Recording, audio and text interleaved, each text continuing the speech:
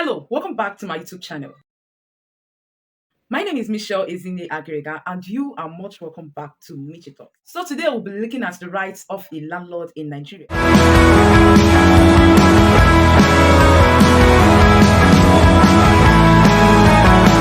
Recall in my previous video, I dealt with the rights of a tenant in Nigeria, where I highlighted 6 rights of a tenant in Nigeria. So for those of us that missed the video, the link is on the description of this video. So today we'll be dealing with the rights of a landlord in Nigeria. And if you can remember very well, in my previous video, I said that where these two, the landlord and the tenant, can understand and appreciate their rights, that the relationship will be far better. First right of a landlord in Nigeria is right not to issue a notice to quit. The landlord has the right not to issue a notice to quit to his tenant before evicting him from the premises. If you can remember in my previous video on the rights of a tenant in Nigeria, I said that the tenant has the right to receive a notice to quit from his landlord before he's being evicted from the premises. However, the landlord has the right not to issue a notice to quit to his tenant before evicting him from the premises. Though this is not applicable in all instances.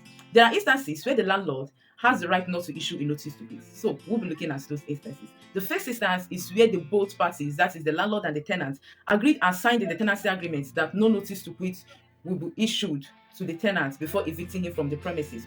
The second is in default in rent payment, where the tenant has defaulted in paying rent or has willfully refused to pay rent. The landlord will have the right not to issue a notice to quit to such tenants before evicting him from the premises. The third instance is where the tenant sublets the said premises to a third party. In most tenancy agreements, there is a covenant not to sublet. This is to say that the tenant will not rent out any of the property or any part of the property to a third party. You get now where the tenant goes ahead to sublet, but what is doing this is the landlord that rents. So if a tenant is doing it, it's like subletting. Now where the tenant goes ahead to sublet the said premises to a third party without the knowledge of the landlord, and the landlord finds out, the landlord will have the right not to issue a notice to quit to the tenant. You get, so that's what it is, where the tenant sublets to a third party without the knowledge of the landlord. The fourth instance is where the tenant is using the said premises for unlawful purpose. Unlawful purpose here simply means that the tenant is using the premises for something other than what was agreed in the tenancy agreement. Now, let's say, for instance, in the tenancy agreement, the premises or the property was rented for residential purpose, you get, and the tenant goes ahead using the said premises or the property for commercial purpose, or he has even turned it to a church or a school. When the landlord finds out, the landlord will have the right not to issue a notice to quit to the tenant before evicting him from the premises. Why? Because the tenant has breached a covenant. Like I said, there are covenants in tenancy agreements, and these covenants are fundamental. They are sacrosanct. So whereby a tenant breached any of these covenants, the landlord will have the right not to issue him a notice to quit. All what the landlord will need to do is just to issue a 7 days notice of owner's intention to recover possession to the tenant. That is to say that notice to quit is out. You can't issue a notice to quit. I mean, why would a landlord even issue a notice to quit?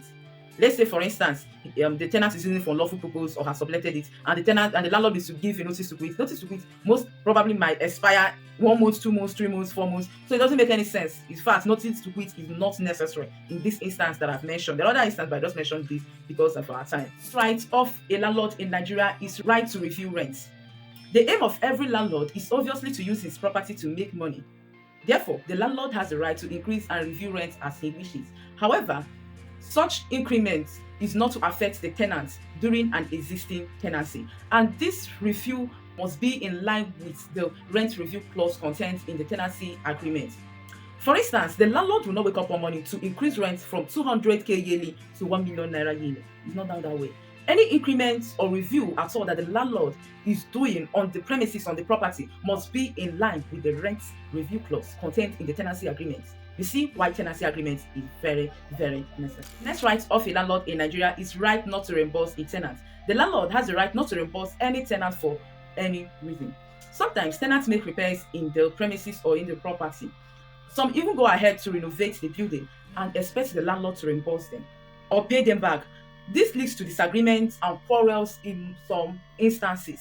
Well, the law is saying that the landlord has the right not to reimburse a tenant. This is why it's very necessary that before you sign the tenancy agreement, you and the landlord should agree on who to repair and what to repair. The both parties should reach an agreement of what they are expected to repair in the premises, so that you will not go into the premises and start repairing everything that you see. The only time the landlord will have the right to reimburse a tenant is where such repairs is contained in the initial agreement. This is to say that where the repairs or anything at all, renovating or anything at all that you did in that premises as a tenant is contained in initial tenancy agreement. It was agreed that the landlord was going to reimburse you. That is when it becomes the landlord's right to reimburse the tenant. But if it's not contained in the tenancy agreement, the landlord will not reimburse you. So it's very necessary that you both agree on who to repair, what to repair, and what not to repair. The landlord should have what he is expected to repair in the premises, you get, and the tenant is to have what he is expected to repair in the premises. This will can avoid some unnecessary quarrels and unnecessary disagreements. The next right of a landlord in Nigeria is right to reasonable periodic inspection of the premises or property.